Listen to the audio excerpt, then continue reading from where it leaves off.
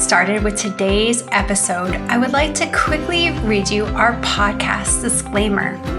This podcast is for educational purposes only, and it is not to substitute for professional care by a doctor or other qualified medical professional. You should always speak with your physician or other healthcare professionals before doing any fasting, changing your diet in any way, taking or adjusting any medications or supplements, or adopting any treatment plan for a health problem. The use of any other products or services purchased by you as a result of this podcast does not create a healthcare provider-patient relationship between you and any of the experts affiliated with this podcast. Any information and statements regarding dietary supplements have not been evaluated by the Food and Drug Administration and are not intended to diagnose, treat, cure, or prevent any disease. All right, and now we'll get started with today's episode. Welcome back to another episode of the Fasting Method podcast. This is Terri Lance. And I'm very excited about today's episode because I am joined by Coach Lisa Chance. Lisa, how are you doing today? Doing good, Terri. Thank you. I'm honored to make another appearance on TFM's podcast. Absolutely. We need to get you on here more often. Lots of good stuff that you always share. Lisa, I wanted to bring you on to the podcast to talk about something that I feel like you have such a wealth of knowledge, and it's not an area that I have a great wealth of knowledge on. And so I really wanted to get to have this conversation with you. So I wanted to open up the topic of folks using a plant-based dietary approach in combination with fasting. So when I think of that, I think of your knowledge and wanted to get to pick your brain some today. How does that sound? Sounds like a good idea to me. All right. For those of you who don't know, I am basically plant-based. That's what I consider myself. I used to be vegan, and I've just found it easier to fast going basically plant-based.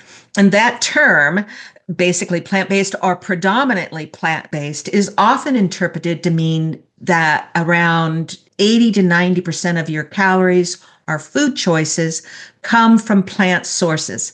However, there isn't a strict, universally accepted definition. I think that's really important, Lisa, because, we hear a lot in lots of social media and popular science and things about plant-based diet. And I think some of us erroneously think that means nothing but plants. And I think you being able to define it that way and then talk about some of the things you're going to talk about today, I think will be really helpful for listeners. I have all kinds of clients. I have clients that are carnivore and keto and everything in between. But I would like to go over the different types of vegans and vegetarians. As a matter of fact, one of the ladies that I used to watch, she used to have a show, Jazzy Vegetarian.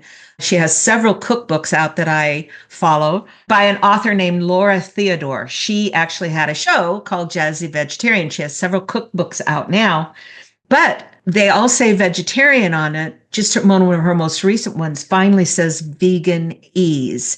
Because back in the day, being vegetarian could be what we typically know as vegetarian now, different from vegan. Her cookbooks are vegan cookbooks. She does not have any egg or dairy products in her recipes. And so some people are lacto-ovo vegetarians, where they do eat dairy and eggs, but no fish, no meat, no poultry. This is the most common one, especially in Western countries. There's lacto-vegetarians. Those do include dairy products, but they still avoid the eggs and the meat and the fish and the poultry. And pescatarians, they follow a vegetarian diet, but also eat fish and seafood. And I do flip to that every once in a while. I am flexitarian, semi-vegetarian. I primarily follow a vegetarian diet. I sometimes do different days of the week where I will be vegetarian on one day, vegan on another day, and a pescatarian on another.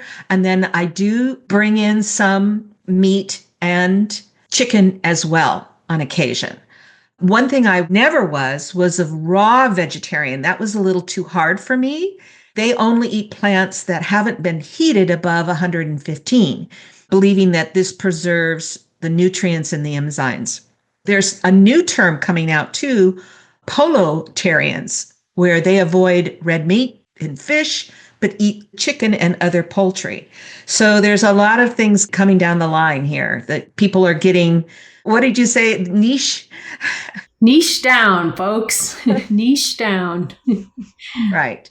Where I see when I get a vegan that comes to me asking for especially dietary help, most people become very good fasters at TFM. Where they struggle is finding out their diet, what they need, their food that they love, that loves them back. That's the hard part. There is no one diet fits all. And I love the book Metabolical. I highly recommend people read it. And in that book, Dr. Robert H. Lustig mentions that the vegans and the carnivores need to join together because they have more in common than they realize, which is real food, whole food. That's the key. You need to figure out your diet, but believe me, it doesn't include highly processed food. Mark Sisson talks about it's pretty hard to lose weight if you go over 140 or 150 grams of carbs a day. I know I eat, when I am eating carbs, when I am eating plant-based, I'm right around 100 grams of carbs a day. Nice. So as we continue in this episode, I'm hoping we can talk about some things that people might want to take into consideration in using any of these dietary approaches that you're talking about. But first, I want to ask you this based on what you just said a moment ago, that let's say, for example, Tuesday, your food might look very vegan. On Wednesday, it might be pescatarian and things. Do you have a rhythm or a pattern of deciding when you're going to do what? Or is it just certain days, these are the foods that make most sense to you? I'm guessing you don't get out a calendar and say, let's see, every third Tuesday, it's going to be pescatarian. And on fourth Friday, it'll be this. But how do you make those decisions? Yeah, that's an excellent question, because one of the things that I do is if I'm going to do an extended fast, like what we call an overnight fast, not just an OMAD, okay? Several years ago, I did Whole30 vegan for a month, the elimination diet, and it was great. I loved it. I got to bring back all my old vegan recipes and use them. I didn't lose any weight, but I felt great. As a matter of fact, to the ounce, I weighed the same at the end of the month. And some days I was doing 3 meals, some days 2 meals, some days 1 meal. But I have found for me, I get a lot of fat. Don't get me wrong. I eat a lot of fat, and I always have. I've always gotten criticized by it, decades ago. You're eating too much fat, Lisa. It's because I get migraines. I needed that fat. Our brain is 60% fat. I needed that fat, and it is very protective for me, neuroprotective. But I have found before I do a fast, an overnight fast, I need protein. And that's when I have my fish, or sometimes chicken, sometimes meat. If I have that and that last meal before I start the extended fast, I do so much better. And recommending that to my clients also, they do better. It is one less step in conversion of that protein, and you've got it on board. It's just easier to do the fat. Usually we go up on our fat. Most fasters will go up on their fat before they do an extended fast. That's what our fat fast is. We're actually going up to 80 or 90% fat at that time.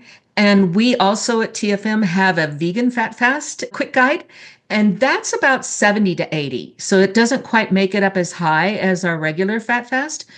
But for me and for several of my clients, it's not so much the fat we need to get on board, it's the protein, because we're probably not getting enough earlier in the week. Mm-hmm. So it kind of tides us over. Great. All right. So let's say I either already live with a plant-based approach, or I want to transition to that as I do this part of my health journey. What are some of the key things that you think people should be mindful about in creating? Someone in one of my community groups just said this morning, they like to use the word designing, that it takes creativity and planning to design a well-balanced dietary approach. So if I'm plant-based already or transitioning into it maybe, and I don't know if those are two separate things, but what important things should I be paying attention to? Well, I think it's important that you concentrate on the protein and fat-rich sources. So looking at your raw or dried macadamia nuts, right? You're going to have a much higher fat to protein ratio. I believe in Brazil nuts because they're so good in selenium, and pecans. Of course, all the oils that we normally recommend, but also the hemp seeds, mainly because they're very good for zinc supplementation. So your pumpkin seeds, your chickpeas, your cashews, your lentils, your steel cut oats, those are going to give you your zinc, and also, making sure that you get your B12 in and your omega-3s. A lot of people that I've found that are vegan, everybody does better with omega-3 foods, but especially vegans, they might look at considering algae-based supplements or something if they're really looking into that before doing it. And my sense is partly because, and we don't have to talk the details of this, but omega-6s are a little more prevalent and Yes. needing to balance that with appropriate levels of omega-3s. Yes, I've actually had a couple of vegans who have come in and brought their lab work. And by the way, their lab work looks beautiful. And usually the only thing that's out of whack is their omega-6 to omega-3 ratios. And they're usually taking in a supplement for omega-6. And it's like, you don't need to do, you're good. Mm-hmm. You're good. And that's usually one of the few labs that they do need to watch. Of course, they check their B12. But one of the things, if they're transitioning, right, to intermittent fasting, and they're typically doing 3 meals a day, I have found that vegetarians and vegans do better when they do eventually get to fasting protocol that is like NOMAD, 3MAD. NOMAD, 3MAD, NOMAD, 3MAD, NOMAD, 3MAD. And they can gradually start reducing their eating window if they're eating more meals than 3MAD. And I would highly recommend they start with the 12-12 schedule first, and then progress to the 16-8 and then the 18-6, really watching their protein intake, as I have mentioned.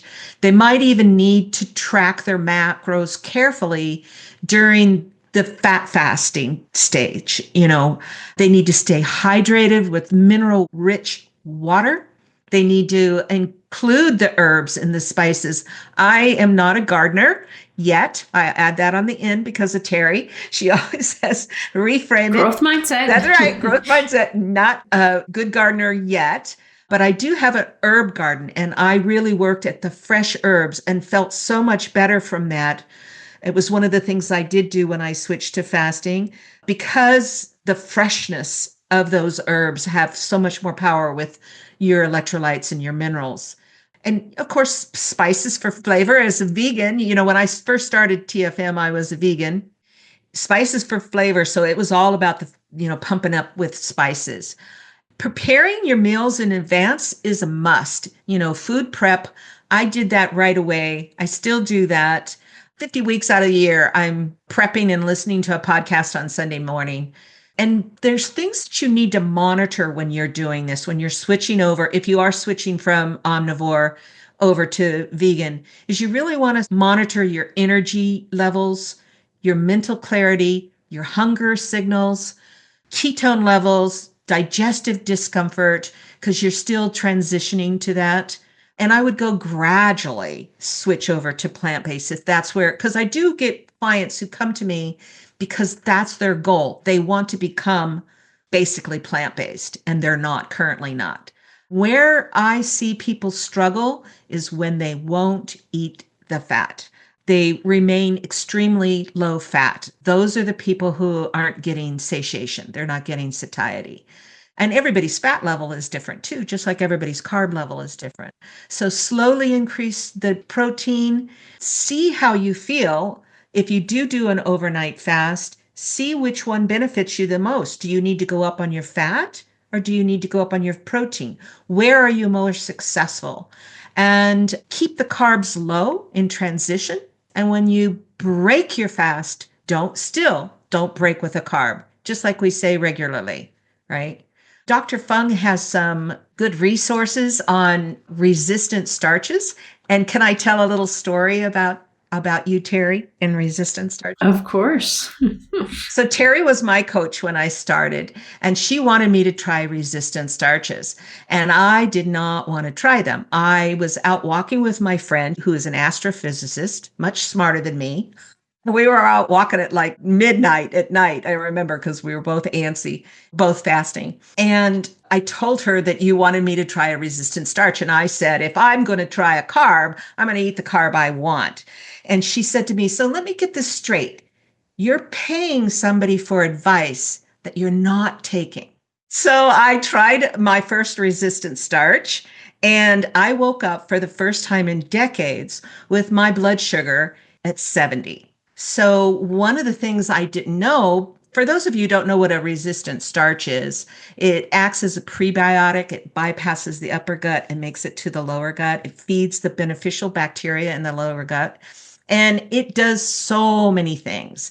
It increases the production of butyrate, which is a short chain fatty acid that helps maintain your gut barrier function, reduces the inflammation in your GI tract. They're looking at a lot of it now about may help prevent colorectal cancer.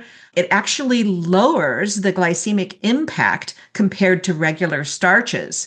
It lowers the carb count, it lowers the calorie count, it does all sorts of things. But what we really want it for is not so much those things as how it's feeding the gut. It increases your feelings of satiety and fullness. And it actually reduces your overall calorie absorption if you are a calorie counter. And it may increase fat oxidation. So it's pretty interesting. All the things I could go on and on. They're looking at studies that it may help reduce cholesterol levels. There's all sorts of things. But you want to explain what a resistant starch is, Terri, for people? And by the way, I'll give Rachel or Jazzy the YouTube video of Dr. Fung's changing fast carbs to slow carbs for weight loss. He has a video on that. So I'm not going to sound quite as advanced on this as you are, Lisa, but the way I always describe it to people is basically it's cooking the starch, refrigerating the starch, and then reheating. So for me, a great example of that would be with sweet potato. If I cook a sweet potato and don't eat it with that meal, but instead put it in the fridge overnight, and my next meal, I like to make a sweet potato hash. So I chop up that sweet potato, and I do eat animal protein, so I might mix it with sausage. I reheat it, and then I put some eggs on it. It is one of my favorite meals. And who knew it had all of those benefits packed in just by not eating that sweet potato right after I cooked it, refrigerating it, and then reheating it. Yeah. It's amazing. And there are some resistant starches that are better than others. I even have my vegetarians and my vegans making quinoa into a resistant starch. Is it as good a resistant starch as a sweet potato? No, but it still makes some. So it may only become like 5 to 10% of a resistant starch as opposed to 20 or 40%, but you're still making that cumulative gains that we talk about so much from Atomic Habits, right? Mm-hmm. You're still making some dent in it. And we used to eat, the American public used to eat about 18% resistant starches, and we eat about 2% now. So, that could be a lot of what's happening with our gut. The other thing you want to do with a resistant starch is you want to have it with a fat and fiber, which there's plenty in quinoa, and some type of vinegar in that meal. And you can have it anywhere along. It's best to have it at the beginning, but if you forget, you can have it at the end. Also, You can use the apple cider vinegar capsules that some people make. Are they as great as the liquid? No, but they're still adequate. They do the job. So you want to have that combo: fat, fiber, vinegar, along with the resistant starch. Nice. And there's other things you can use. You can, I'm probably not going to pronounce this correctly. Amaranth, is that how they say it? And teff and millet and sorghum and buckwheat. If you do the ancient grains, you can make them into resistant starch. Are they good as a sweet potato? No, but they're still good. Interestingly enough, the reheating, Megan talks about resistant starches in podcast number 37, if you want to listen to what she says there. Interestingly enough, your resistant starch, if you can reheat it or not, or how high you can reheat it to, is dependent upon the resistant starch. So I can't even remember which one it is, of sweet potato or red potato, which one can be heated a little bit higher than the other. But I usually have most of my resistant starches cold now. For somebody that used to never eat a French fry if it got cold back in my youth, it's interesting that I'm eating all these potatoes cold now. Nice. So Lisa, I wanted to ask you a question, and I know this is one for some people could lead to another 3-hour episode here, but we're going to keep this part of it contained. But many people who we work with at TFM, community members, clients, come to us with some awareness of a lower carbohydrate approach. I know some people, it's all the way to keto. For some people, it's lower carb and all definitions in between. I think one of the challenges some people have when they're focusing on a more plant-based approach is, how do I navigate that protein and carbohydrate balance? Because more of the protein sources that I might be eating also contain some carbohydrates. So how do I balance making sure I get enough protein without making my dietary approach a high carb? And I know you mentioned earlier a certain number, but do you have any tricks of the trade as far as how to prioritize protein while not, in the same token, prioritizing carbs? One of the things I do, which is not plant-based, okay, is I have collagen about 30 to 60 minutes before I have my meal. And it works for me because it coats the lining of my stomach. I get a good 20 grams of protein that way. Somebody asked me how often I use beef as opposed to fish collagen or marine collagen. I probably use the fish collagen twice as much as I do the beef collagen. There are some groups, of course, that may not need to take collagen, but I do know Collagen Max by Dr. Jockers. He has a product that, I will be honest, I have not tried, but some of my clients have. It contains a choline stabilizing orthosalicylic acid, OSA, which can be beneficial for people who are following a plant-based diet, who are looking for support in their body's natural collagen production. And there's a whole list of reasons about why it helps promoting your skin and your hair and your nail growth. And that's what happened to me when I started fasting and I was vegan, is I lost my hair. I was losing my hair. And so that was one reason why I brought collagen back in. And as I said, I have not tried this product, but it is very highly bioavailable and can really help your body make its own collagen. There are other ways to support your collagen on a plant-based diet. Vitamin C, right? You can get that from vitamin C vegetables. Bell pepper is very high in vitamin C. I'll throw that out there. Plant-based proteins, especially the ones that are lysine or proline rich.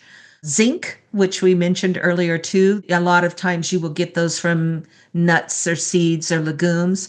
By the way, Megan taught me long ago not to eat like a handful of nuts or a bowl of nuts or eat the nuts out of the bag, to sprinkle them in, mix them into my dishes so that they were like camouflaged. Otherwise, I do that thing where I'm just popping them in my mouth.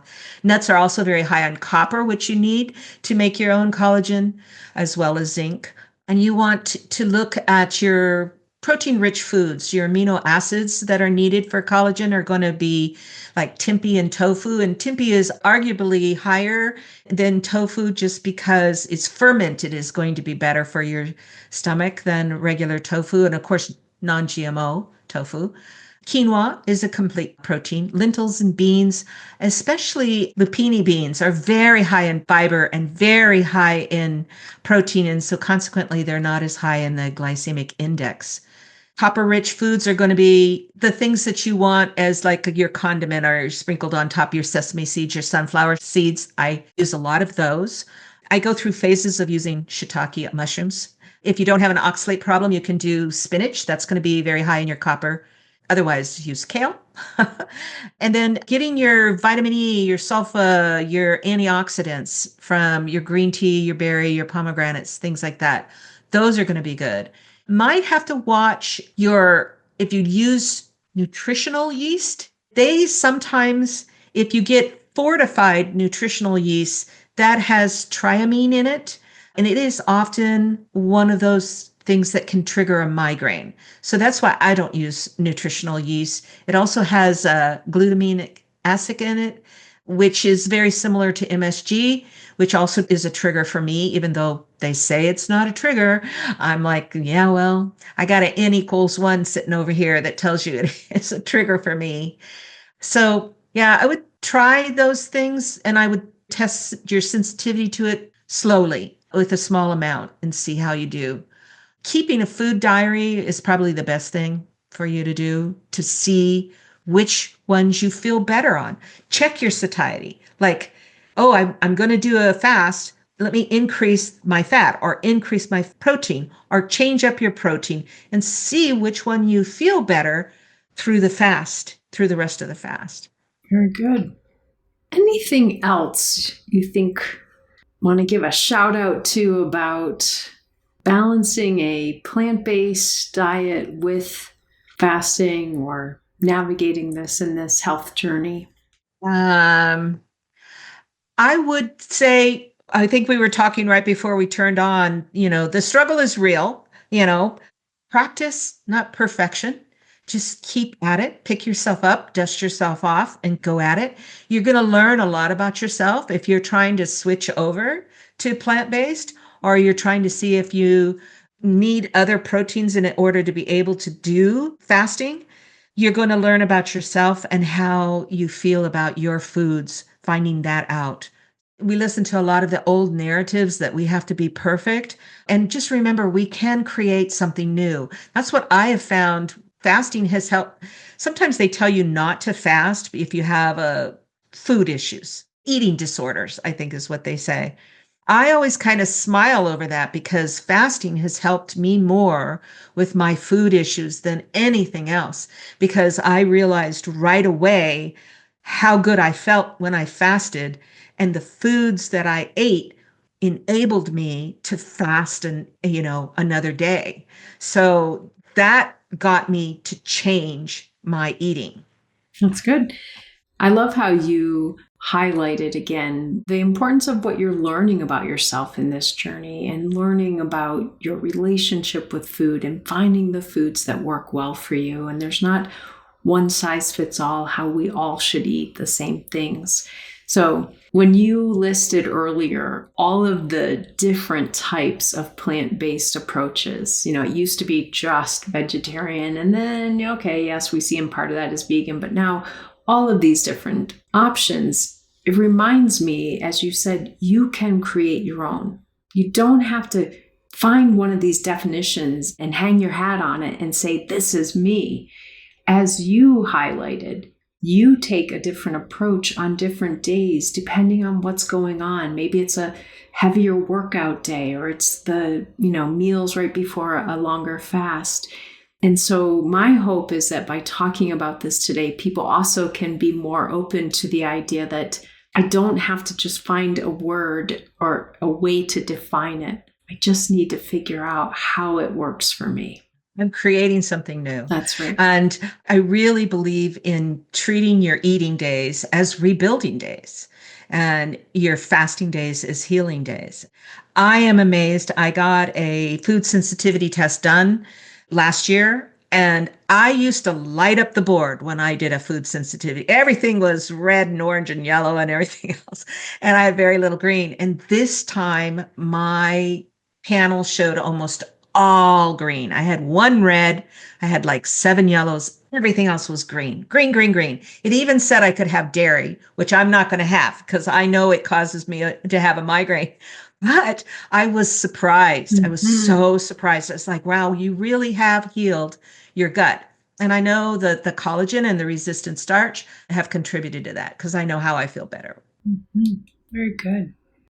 So Lisa, one of my takeaways from this conversation is going to be, however you want to explore this or wherever you are already on this continuum of a plant-based diet, that there's room to define it for yourself, not to just have to fit some label or some definition, but to define it for yourself by exploring what works and how you feel doing it and where it moves you to.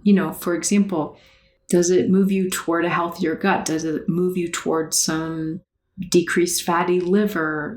All of these things that we might be looking at versus, did I follow the rule book properly?